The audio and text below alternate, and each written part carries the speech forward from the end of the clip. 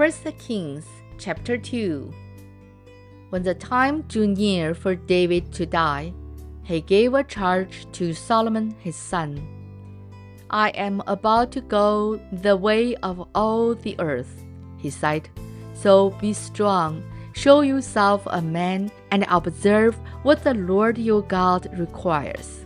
Walk in his ways and keep his decrees and commands, his laws and requirements, as written in the law of Moses, so that you may prosper in all you do and wherever you go, and that the Lord may keep his promise to me. If your descendants watch how they live, and if they walk faithfully before me with all their heart and soul, you will never fail to have a man on the throne of Israel. Now you yourself know what Joab, son of Zeruiah, did to me, what he did to the two commanders of Israel's armies, Abner, son of Ner, and Amasa, son of Jether. He killed them, shedding their blood in peacetime as if in battle, and with that blood stained the belt around his waist and the sandals on his feet. Deal with him according to your wisdom, but do not let his gray head go down to the grave in peace. But show kindness to the sons of Barzillai of Gilead, and let them be among those who eat at your table. They stood by me when I fled from your brother Absalom. And remember, you have with you Shimei, son of Gera, the Benjamite from Bahurim, who called down bitter curses on me the day I went to Mahanaim, when he came down to meet me at Jordan. I swore to him by the Lord, I will not put you to death by the sword. But now do not consider him innocent. You are a man of wisdom. You will know what to do to him. Bring his gray head down to the grave in blood. Then David rested with his fathers, and was buried in the city of David. He had reigned 40 years over Israel, 7 years in Hebron, and 33 in Jerusalem. So Solomon sat on the throne of his father David, and his rule was firmly established. And Adonijah, the son of Haggith, went to Bathsheba, Solomon's mother. Bathsheba asked him, "Do you come peacefully?" He answered, "Yes, peacefully." Then he added, "I have something to say to you." "You may say it," she replied. "As you know," he said, "the kingdom was mine. All Israel looked to me as their king. But things changed, and the kingdom has gone to my brother, for it has come to him from the Lord. Now I have one request to make of you. Do not refuse me." "You may make it," she said. So he continued, "Please ask King Solomon. He will not refuse you to give me Abishag, the Shunammite, as my wife." "Very well," Bathsheba replied. "I will speak to the king for you." When Bathsheba went to King Solomon to speak to him for Adonijah, the king stood up to meet her, bowed down to her, and sat down on his throne. He had a throne brought for the king's mother, and she sat down at his right hand. "I have one small request to make of you," she said. "Do not refuse me." The king replied, "Make it my mother. I will not refuse you." So she said, "Let Abishag, the Shunammite, be given in marriage to your brother Adonijah." King Solomon answered his mother, "Why do you request Abishag, the Shunammite, for Adonijah? You might as well request the kingdom for him. After all, he is my older brother.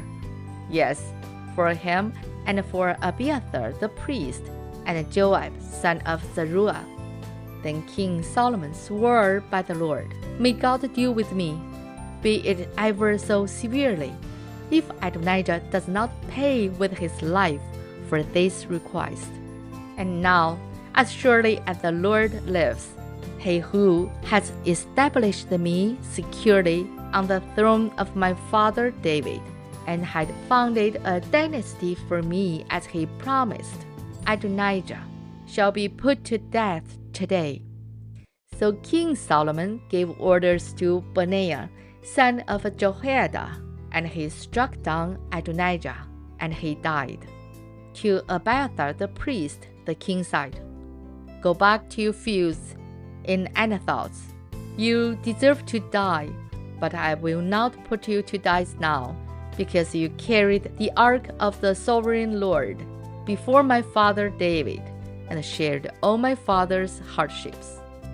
So Solomon removed Abiathar from the priesthood of the Lord, fulfilling the word the Lord had spoken at Shiloh about the house of Eli. When the news reached Joab, who had conspired with Adonijah, though not with Absalom, he fled to the tent of the Lord and took hold of the horns of the altar. King Solomon was told that Joab had fled to the tent of the Lord and was beside the altar. Then Solomon ordered Benaiah, son of Jehoiada, Go, strike him down. So Benaiah entered the tent of the Lord and said to Joab, The king says, Come out. But he answered, No, I will die here. Benaiah reported to the king, This is how Joab answered me. Then the king commanded Benaiah, Do as he says, struck him down and bury him, and so clear me and my father's house of the guilt of the innocent blood that Joab shed. The Lord will repay him for the blood he shed, because without the knowledge of my father David, he attacked 2 men and killed them with the sword, both of them, Abner son of Ner, commander of Israel's army, and Amasa son of Jether, commander of Judah's army, were better men and more upright than he. May the guilt of their blood rest on the head of Joab and his descendants forever.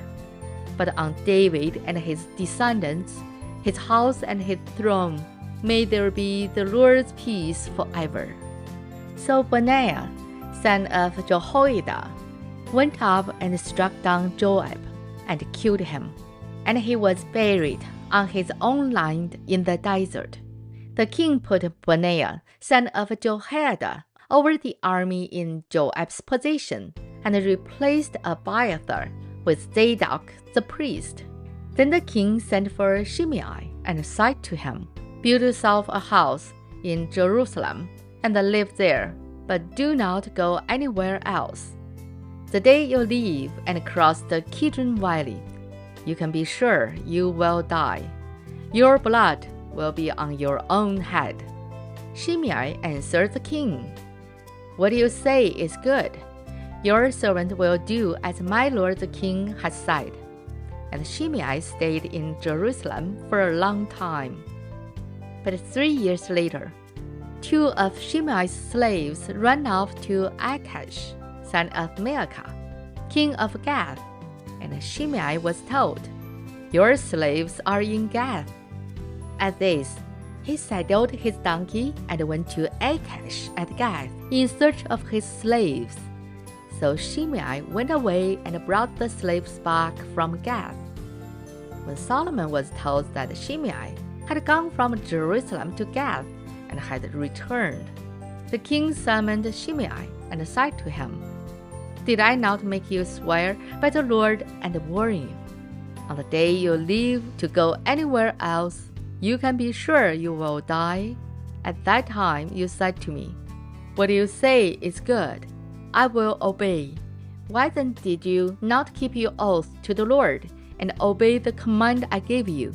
The king also said to Shimei, In your heart, all the wrong you did to my father David, now the Lord will repay you for your wrongdoing. But the king Solomon will be blessed, and David's throne will remain secure before the Lord forever. Then the king gave the order to Benaiah, son of Jehoiada, and he went out and struck Shimei down and killed him. The kingdom was now firmly established in Solomon's hands. This is the end of 1 Kings chapter 2. 神的话语要昼夜思想，玉恩读经频道期待与您下次再见。